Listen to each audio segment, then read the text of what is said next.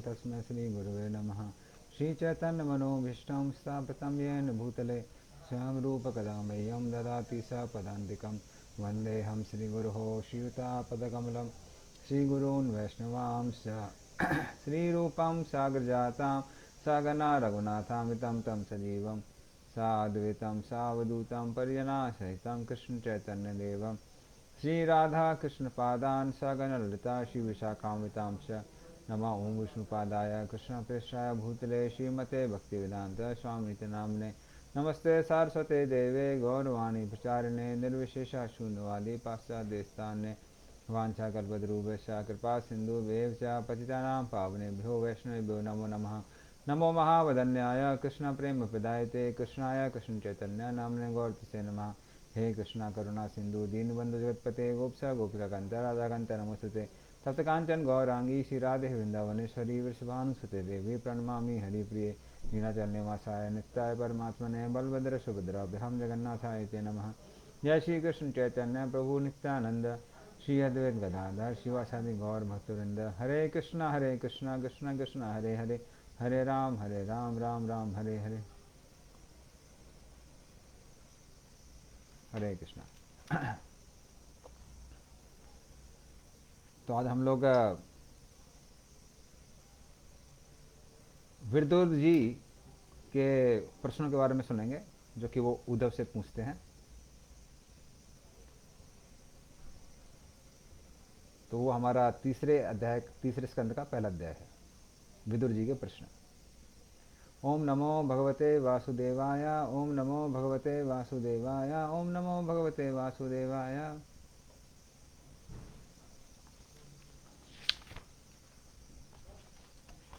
तो इस तरह से जब नैमिषारण्य के अलग अलग संत लोग सूत गोस्वामी से पूछते हैं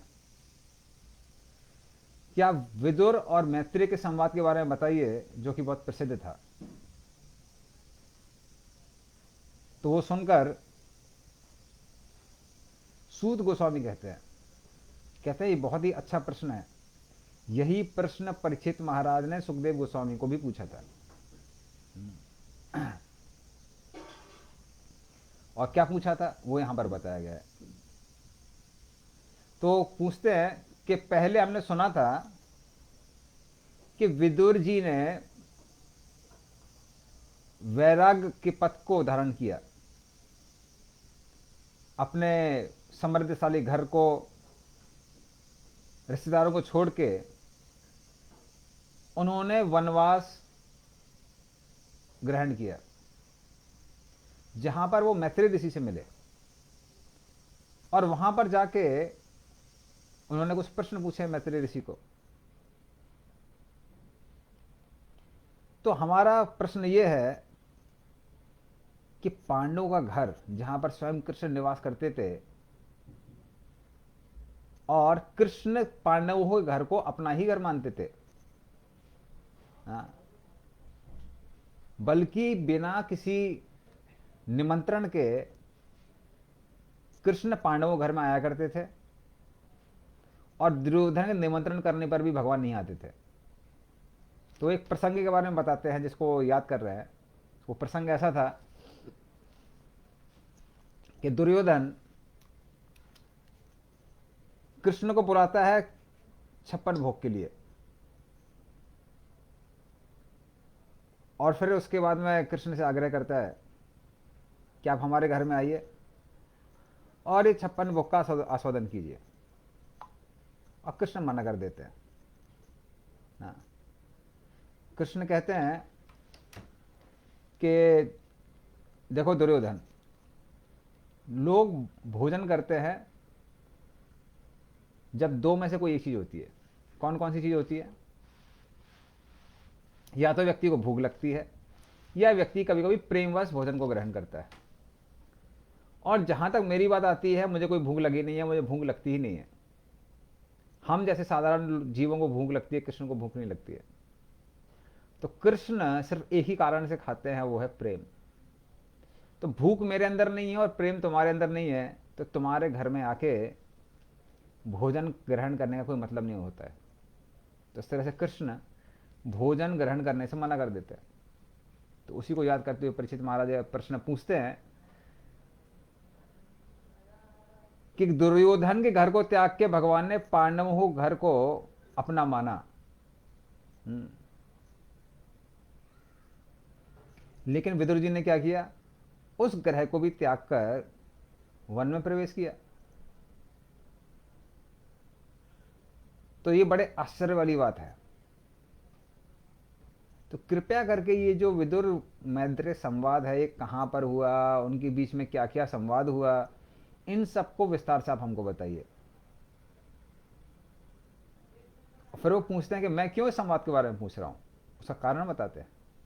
नहीं अल्पार्थो यदयस्तस्य विदुरस्य अमलात्मनः तस्मिन् वरीयसे प्रश्ना साधु वादोपब्रह्मिता। तो वो कहते हैं कि अमल आत्मनः, वो विदुर जी जो सुन रहे थे वो पूर्ण रूप से कैसे हैं, किसी भी मल से मुक्त है। मल मतलब काम, क्रोध, लोभ इत्यादि सब चीजों से मुक्त है।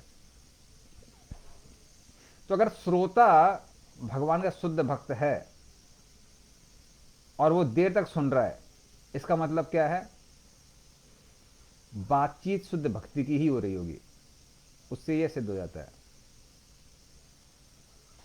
तो यदि आपको पता करना है कि बातचीत किस श्रेणी की हो रही है, तो पता करिए वक्ता कौन है और श्रोता कौन है। जैसा वक्ता होगा, जैसा श्रोता होगा, वैसा ही दोनों के बीच में वार्तालाप होगा।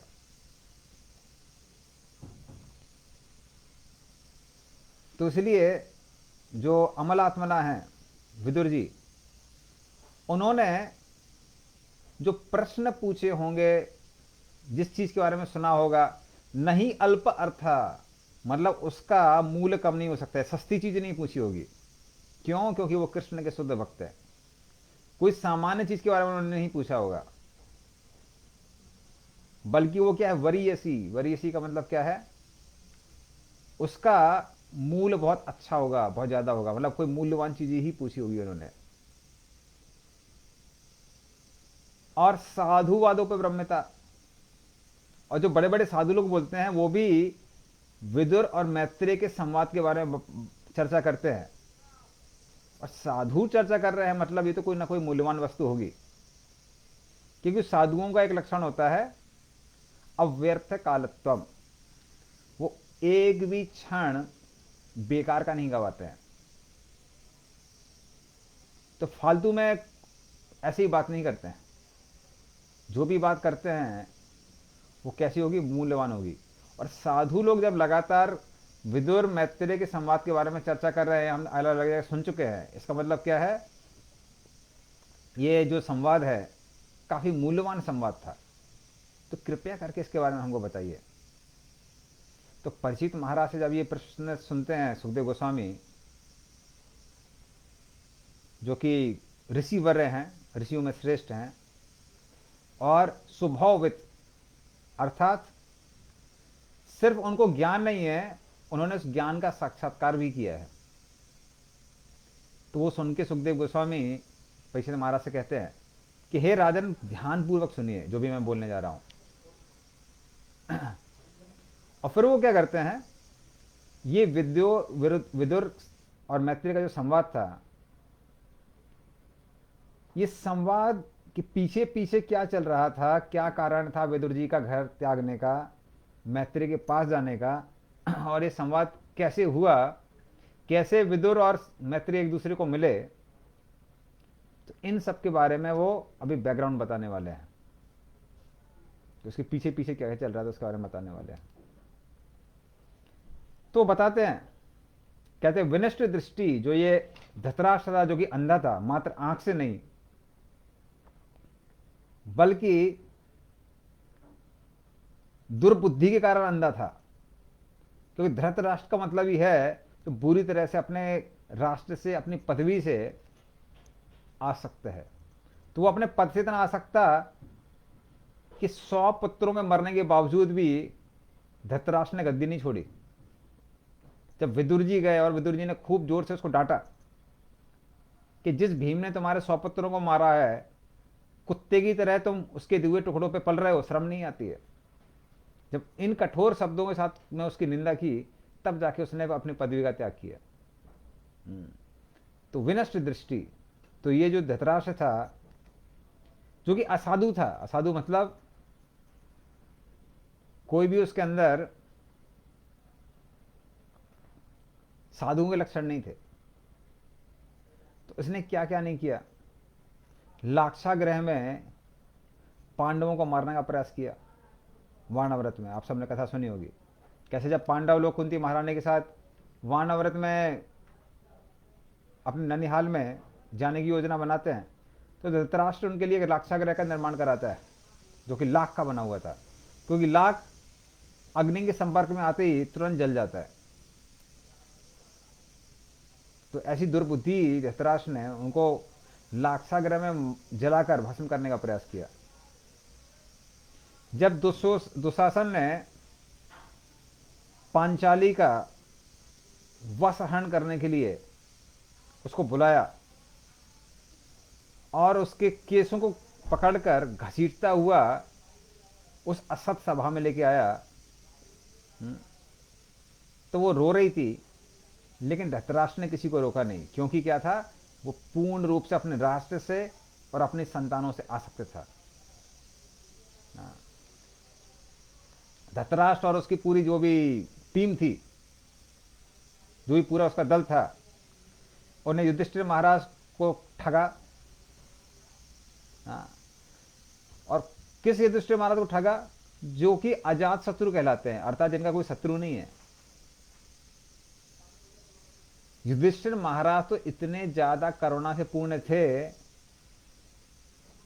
कि जब दुर्योधन ये सुनता है कि सारे पांडव लोग वनवास में गए हैं, तो उनको चढ़ाने के लिए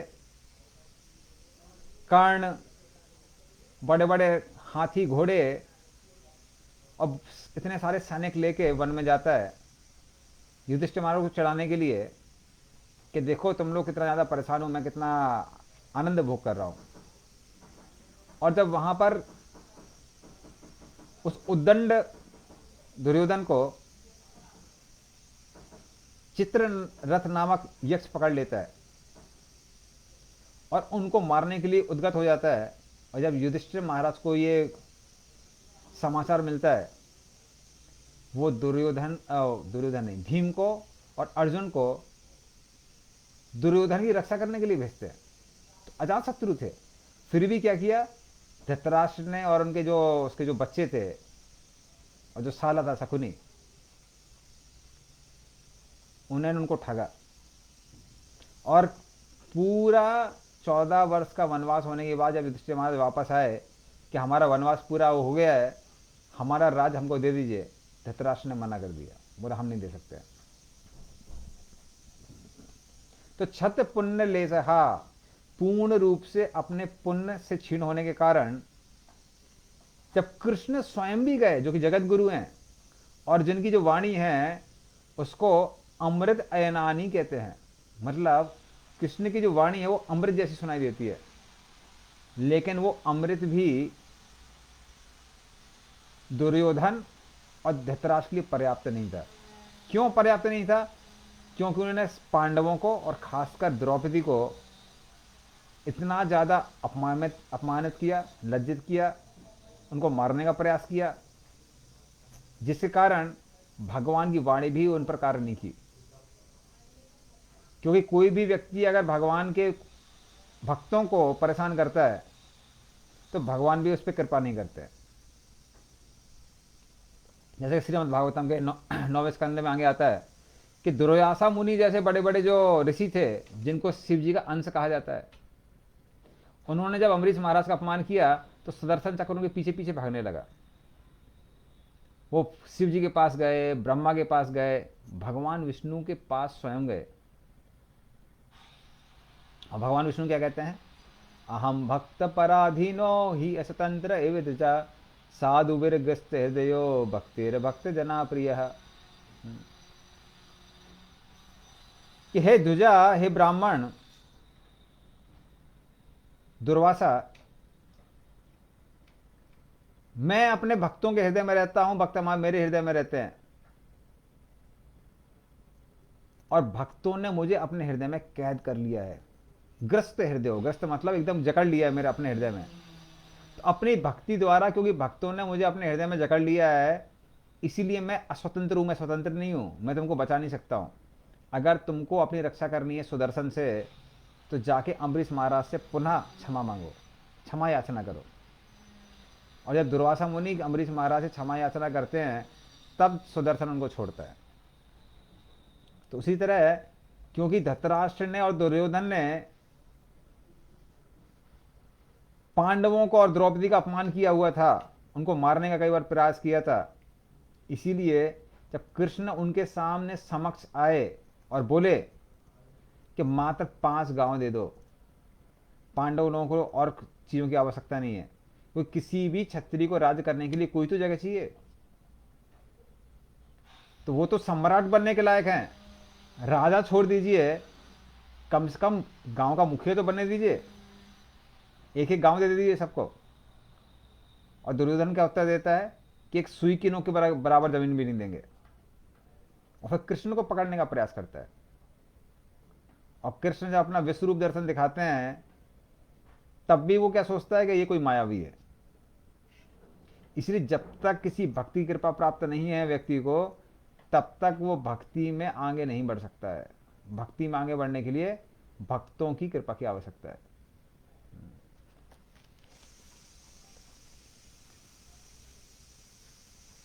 तो इस तरह से धृतराष्ट्र दुर्बुद्धि,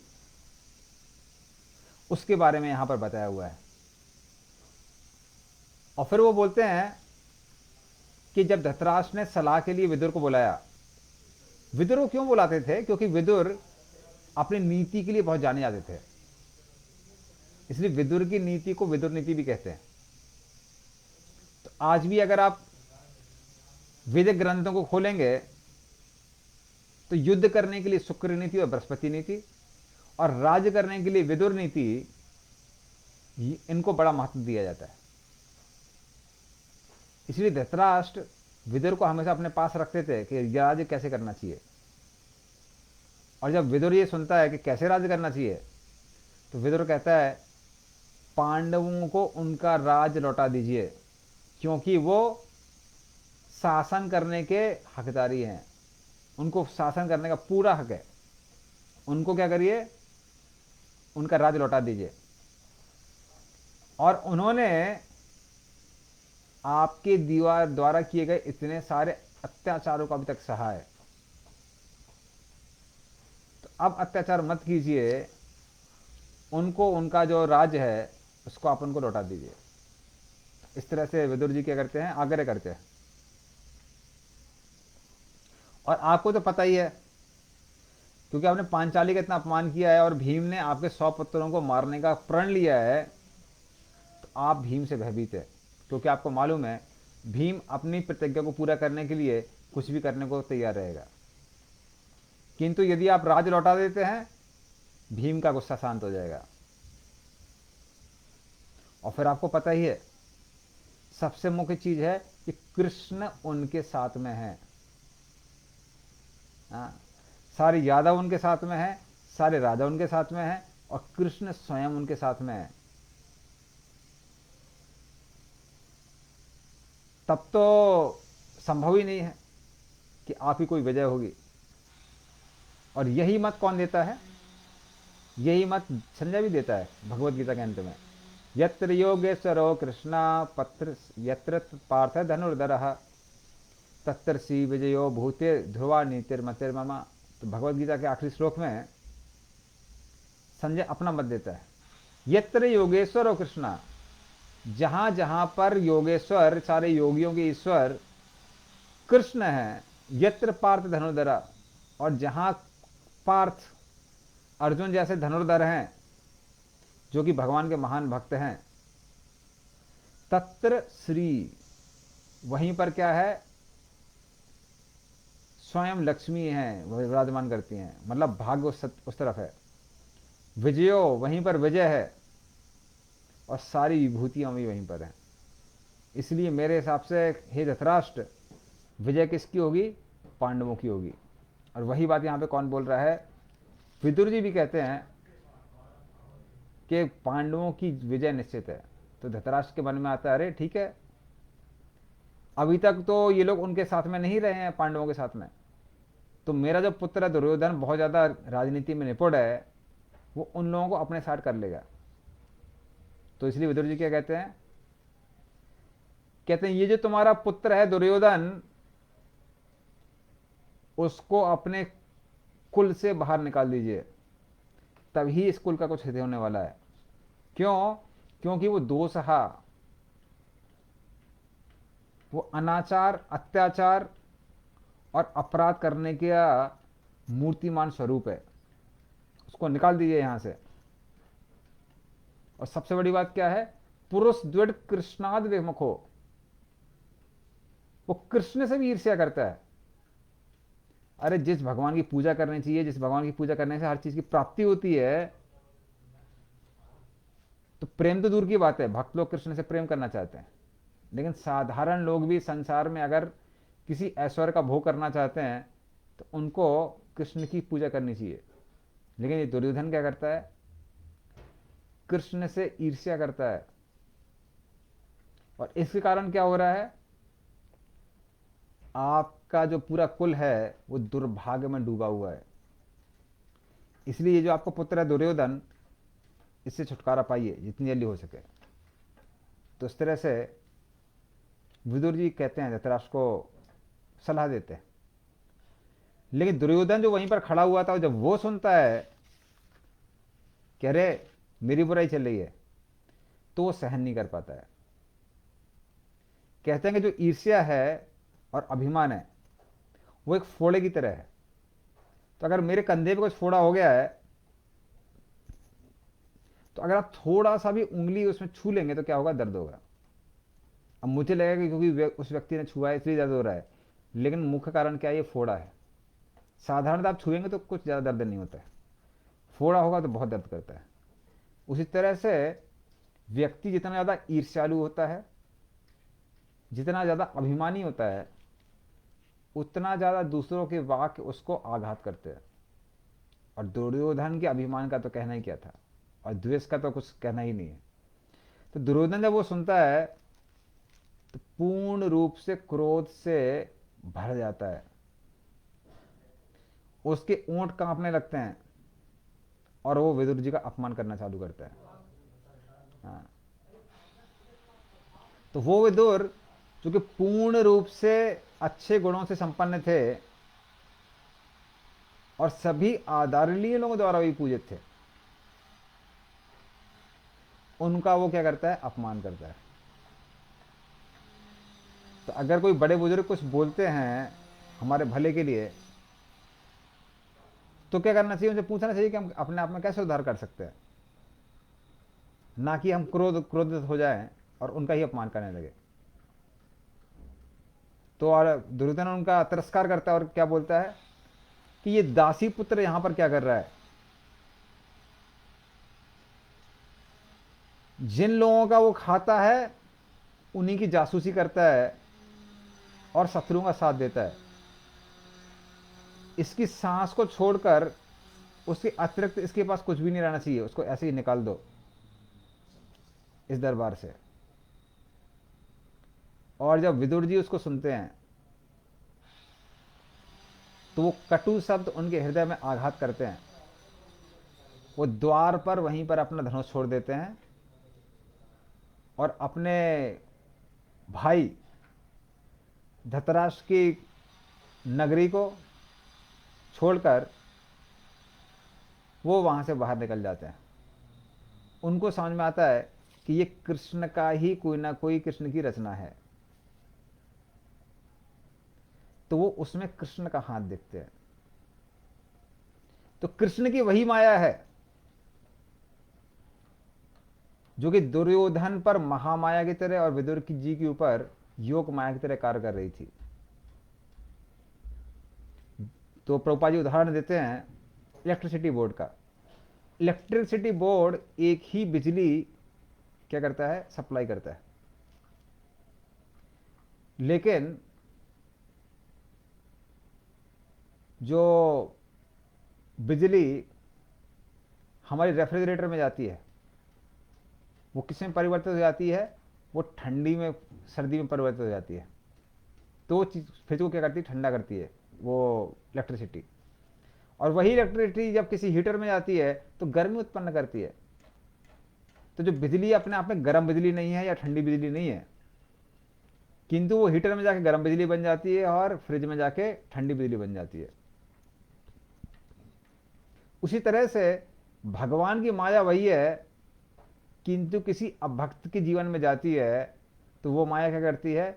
वो अभक्त को कृष्ण से और दूर कर देती है। और वही माया जब भगवान के भक्तों के समक्ष जाती है तो भक्त को भगवान से और जोड़ने का प्रयास करती है। और फिर विदुर जी सोचते हैं ये बहुत अच्छा समय है इन दुर्बुद्धि दुष्ट अभक्तों से पिंड छुटाने का। तो इस बहाने से अगर मैं पिंड छुटा के इनसे बाहर चला जाऊंगा तो मैं तीर्थ यात्रा करूंगा और भक्तों का संग करूंगा। कब तक इन भक्तों के साथ में रहूंगा? अभी तो धर्म के कारण क्या करना पड़ रहा था? रहना पड़ रहा था। लेकिन जब इन्होंने ही मुझे अपने संग से निकाल दिया है तो ये कृष्ण की कोई ना कोई योजना है मुझे शुद्ध भक्तों की शरण लेने के लिए। तो ये जो योजना है इसके कारण मुझे शुद्ध भक्तों का, साधुओं का संग करने का मौका मिलेगा। तो ये उचित समय है वानप्रस्थ लेने का।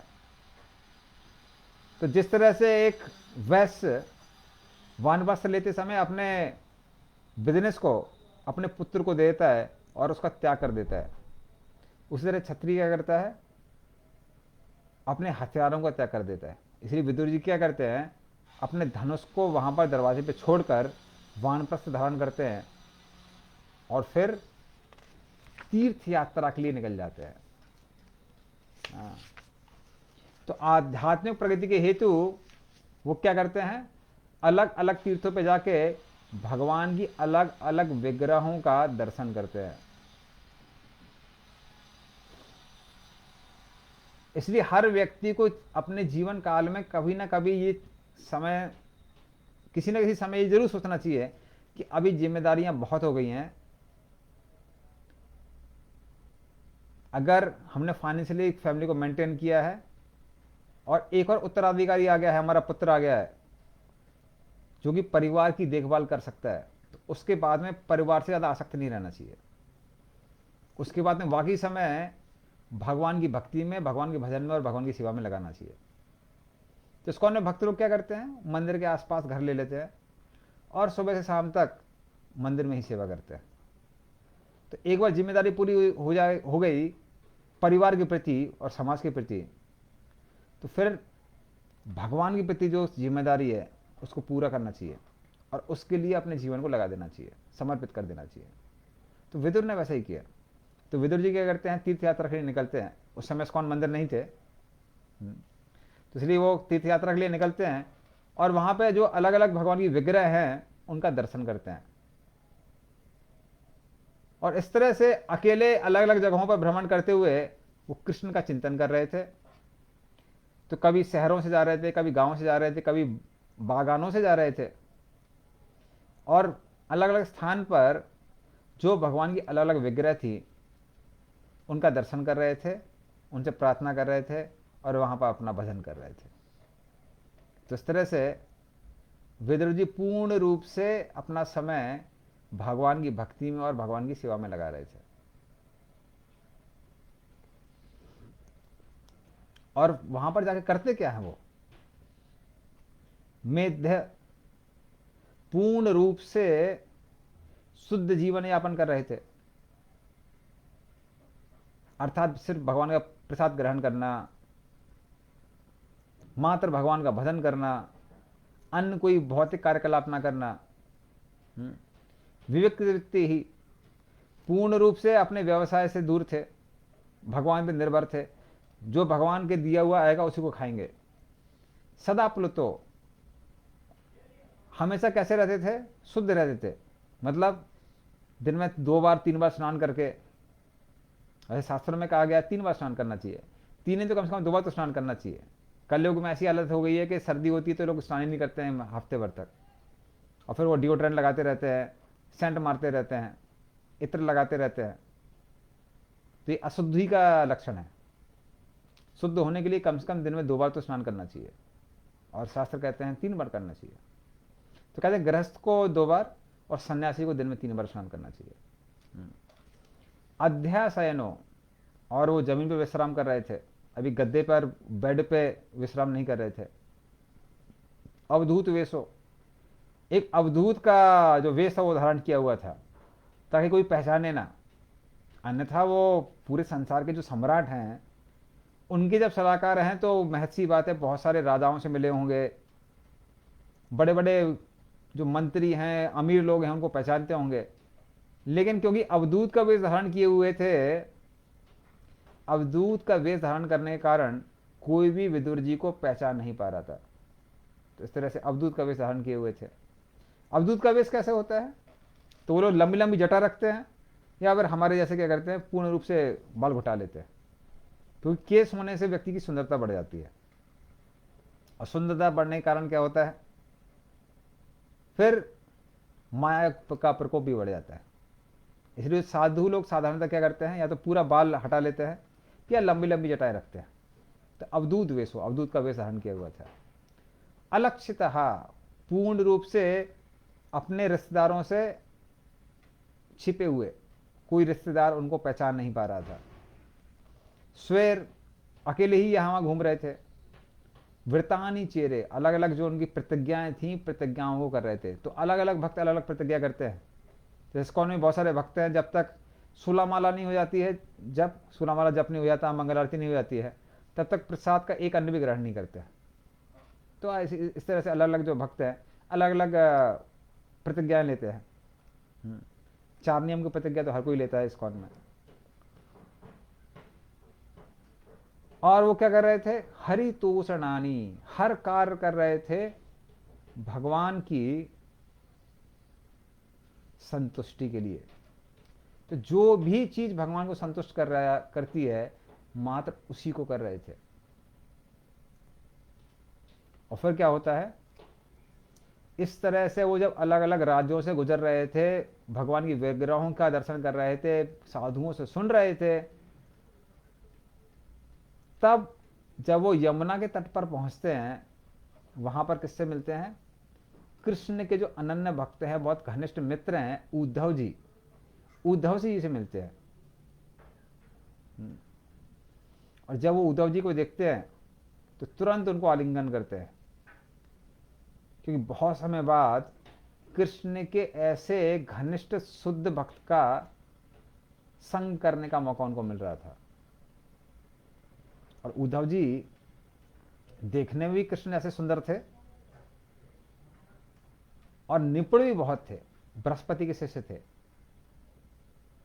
तो कृष्ण के परम मित्र होने के कारण, बृहस्पति के शिष्य होने के कारण, उनका जो ज्ञान और साक्षात्कार है वो अपार है।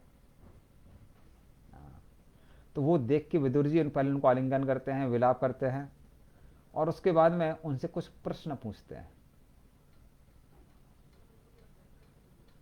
तो उन प्रश्नों का जो विवरण है वो यहां पर इस अध्याय में बताया गया है। तो कृष्ण और उनके सभी संबंधियों के बारे में अलग अलग प्रश्न पूछते हैं। तो पूछते हैं, हमारे जो परम पुरुषोत्तम भगवान हैं कृष्ण और बलराम, वो कैसे हैं? वो भगवान जो ब्रह्मा जी के आदेश पर इस जगत में अवतीर्ण हुए थे, क्या वो सूर्यसेन के घर में अच्छे से रह रहे हैं? वैसे भगवान जहां रहते हैं अपना भी अच्छा हो जाता है, लेकिन जब भक्तों का, जब भगवान के प्रति स्नेह बढ़ जाता है तो उनको लगता है कि हमारे सगे संबंधी हैं। ये घनिष्ठता के कारण होता है। वैसे भगवान जहां रहेंगे वहां चीजें अपने आप ही उचित हो जाती है। जैसे कि जब भगवान राम का इस संसार में जन्म हुआ, जन्म नहीं होता है भगवान का, भगवान अवतरित होते हैं। तो भगवान राम जब इस संसार में अवतरित हुए तो दशरथ महाराज अलग अलग साधु संतों से पूछने लगे कि थोड़ा सा जन्मांग के बारे में बताइए हमारे बच्चे के, कि मेरा बच्चा क्या करने वाला है, उसके लिए ग्रह नक्षत्र ठीक ठाक है या नहीं है। तो जो ज्योतिषी लोग बोलते हैं वो कहते हैं कि आप कैसा प्रश्न पूछ रहे हैं, आपका जो पुत्र है उसके भाग्य का निर्धारण ग्रह नक्षत्र नहीं करेंगे। ग्रह नक्षत्रों के अनुसार यह पता नहीं चलेगा कि आपके बच्चे के साथ जो होने वाला है वो सौभाग्यशाली है या दुर्भाग्यशाली है। अरे ये तो ग्रह नक्षत्रों का सौभाग्य है कि वो आपके पुत्र के अवतरित होते समय वहां पर आए हुए हैं उस स्थिति पे। तो आपके जो पुत्र है वो सभी ग्रह नक्षत्रों को शुद्ध कर रहा है, ना कि ग्रह नक्षत्र आपके बच्चे को शुद्ध करेंगे। तो उसी तरह से भगवान जहां रहते हैं वो जगह अपने आप ही कैसी हो जाती है, शुद्ध हो जाती है, वहां पर सब कुछ उचित होता है। किंतु घनिष्ठता के कारण कभी कभी भक्तों को लगता है कि हमारे मित्र हैं, हमारे सखा हैं, संबंधी हैं, इसलिए वो कभी कभी ऐसा प्रश्न पूछते हैं। और फिर वो पूछते हैं कि अलग अलग जो यदु लोग हैं, वसुदेव, प्रद्युम्न, उग्रसेन, सांब, युधान, अक्रूर, देवकी, अनिरुद्ध, हृदय, चारुसेना, गद, और जो भी अन्य लोग हैं जो भी कृष्ण के सगे संबंधी हैं, उनके भाई हैं, माता पिता हैं, वो सब क्या ठीक हैं, सब क्या अच्छे हैं। तो इस तरह से वो उनसे प्रश्न पूछते हैं। और फिर वो कुरुकुल जो कौरव लोग हैं उनके बारे में पूछते हैं, पांडव क्या अच्छे हैं, कुंती महारानी सब ठीक ठाक चल रहा है क्या उनका। और फिर वो धृतराष्ट्र को याद करते हैं। वो धृतराष्ट्र को बोलते हैं कि और धृतराष्ट्र की तो मुझे बहुत चिंता हो रही है, क्योंकि मैं धृतराष्ट्र का इतना अच्छा शुभचिंतक था किंतु मुझको ही अपने अपने घर से निकाल दिया, उसका कौन भला कर सकता है। तो हर व्यक्ति को पता होना चाहिए कि कौन कौन उसका शुभचिंतक है, और कभी भी अपने शुभचिंतकों को अपनी आसक्ति के कारण अपने जीवन से दूर नहीं निकालना चाहिए। कई बार हमको क्या लगता है, जो लोग हमारी प्रशंसा कर रहे हैं वही हमारे सगे संबंधी हैं, वही हमारे शुभचिंतक है। लेकिन कई बार जो लोग हमको सत्य कहते हैं, गलत को गलत कहते हैं, सही को सही कहते हैं, और सही मार्ग पे चलने के लिए बोलते हैं, वो लोग हमारे शुभचिंतक हैं, और उनका कभी भी जीवन से त्याग नहीं करना चाहिए। जैसे कई बार क्या होता है, माता पिता बच्चों को अच्छी सलाह देते हैं, किंतु बच्चों को क्या लगता है, क्योंकि ये जो सलाह है ये हमारे इंद्रिय तृप्ति के लिए अनुकूल नहीं है। बच्चे चाहते हैं कि बाहर जाएं, कुछ भी उल्टा सीधा खाएं, कुछ भी उल्टा सीधा काम करें, क्योंकि इंद्रियों को बड़ा अच्छा लग रहा है, करने में बड़ा मजा आ रहा है। तो माता पिता की बात कैसी लगती है, कड़वी लगती है। किंतु बच्चों को पता नहीं कि माता पिता उनके शुभचिंतक हैं, खासकर माता पिता अगर भक्त हैं तो शुभचिंतक है और उनकी बात सुननी चाहिए।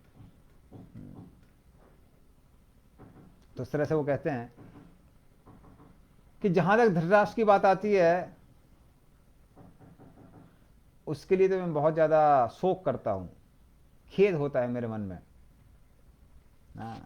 कि मैं शुभचिंतक था और मुझे ही घर से निकाल दिया। अब क्या भला हो सकता है धृतराष्ट्र के साथ में। लेकिन जहां तक मेरी बात आती है, मैं तो पूर्ण रूप से प्रसन्न होके अलग अलग तीर्थों में यात्रा कर रहा हूं, तो मैं तो खुश हूं। और कृष्ण की माया का जो ये कार्य है वो देख के मैं बहुत अचंभित नहीं हूं,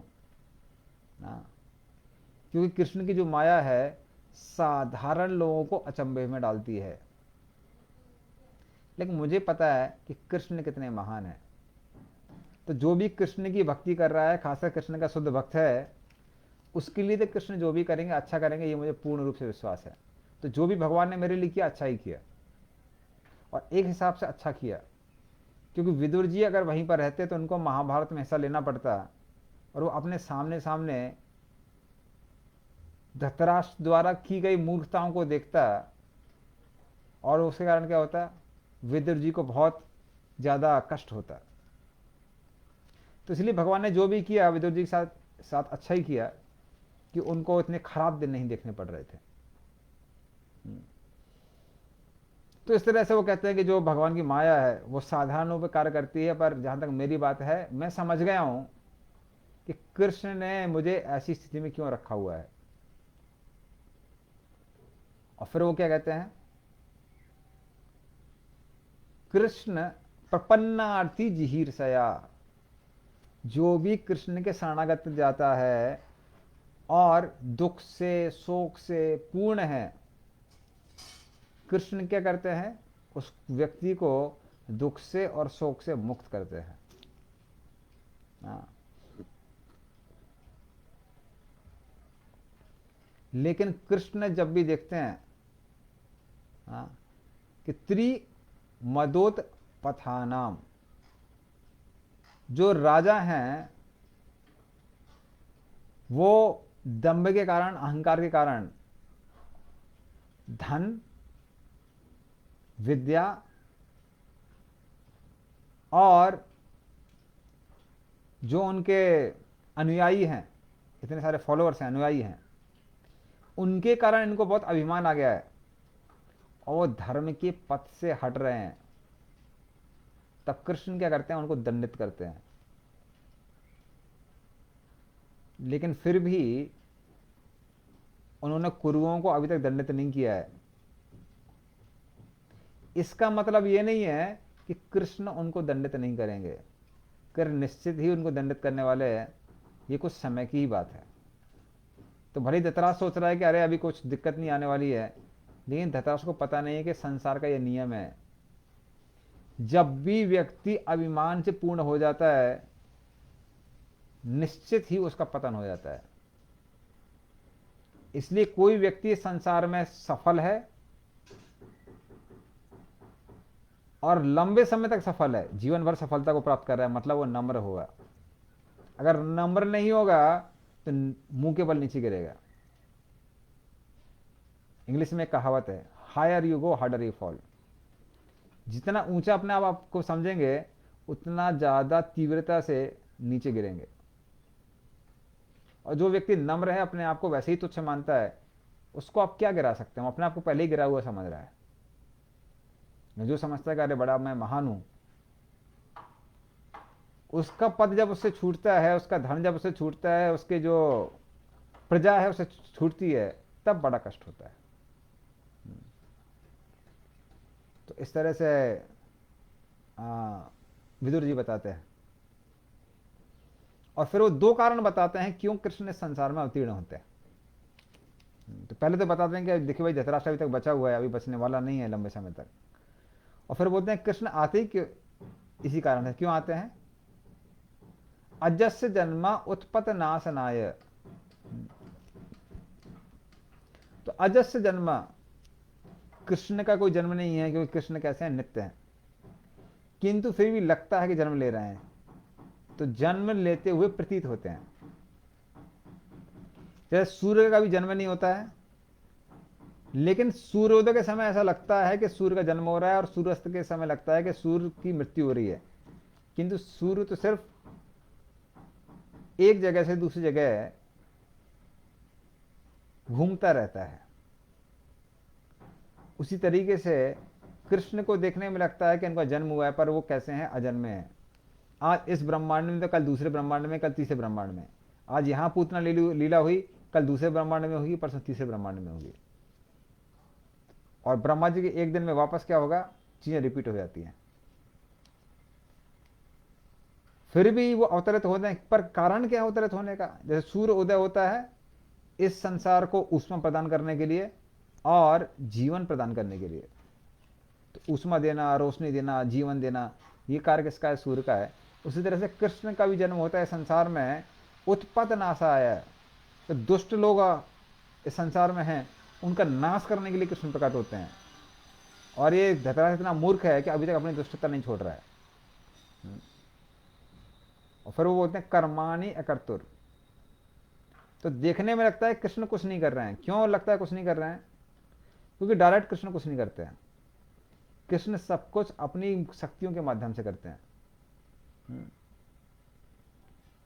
फिर भी क्योंकि कृष्ण की इच्छाओं को पूरा करने के लिए उनकी शक्तियां हमेशा कुछ ना कुछ कार्य करती रहती हैं, इसलिए लगता है कि कृष्ण क्या कर रहे हैं, कार्य कर रहे हैं।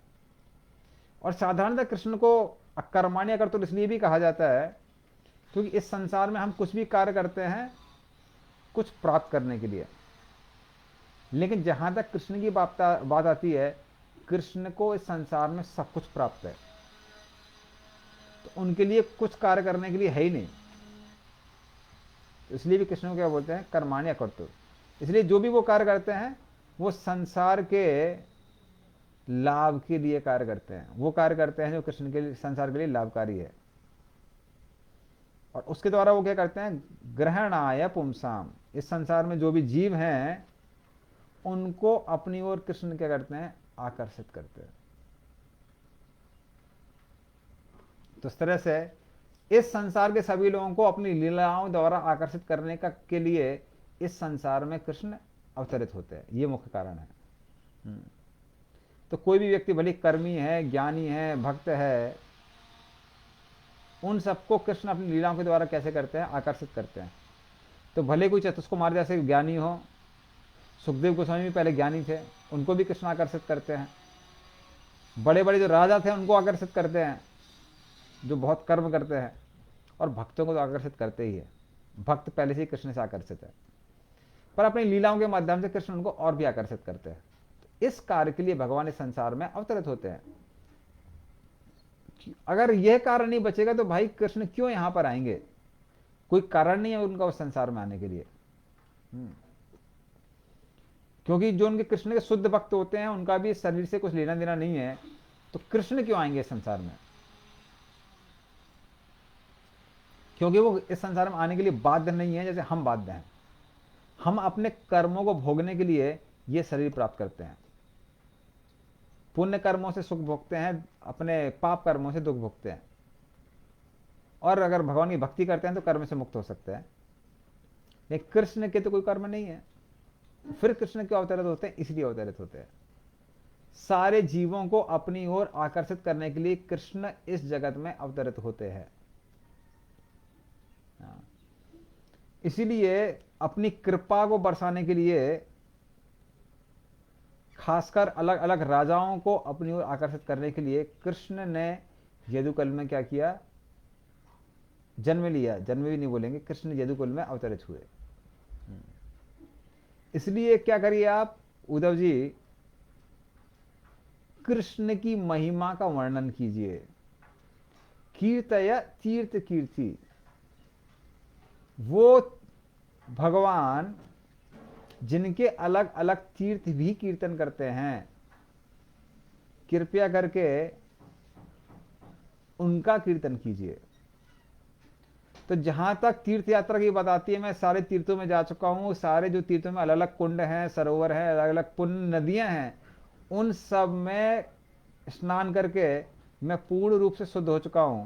किंतु इस संसार में जो सबसे ज्यादा शुद्ध करने वाली चीज है कृष्ण कथा, अभी मैं उस कृष्ण कथा के सागर में स्नान करना चाहता हूं। तो कृपया करके कुछ कृष्ण के बारे में बताइए, उस कृष्ण कथा का वर्णन कीजिए। इस तरह से विदुर जी क्या करते हैं, उद्धव से क्या करते हैं, आग्रह करते हैं। और उद्धव जैसे शुद्ध भक्त को अगर ऐसा प्रश्न मिल जाए तो कहना ही क्या है। तो वो सुन के ही उद्धव क्या होता है, उद्धव पूर्ण रूप से कृष्ण की महिमा में मग्न हो जाते हैं और पूरा खो जाते हैं। और उसके बाद क्या होता है वो हम लोग अगले रविवार को सुनेंगे। तब तक हम कथा को यहीं विराम देते हैं। श्रीमद् भागवतम की जय, श्री प्रभुपाद की जय, निताय गौर प्रेमानंदे हरि।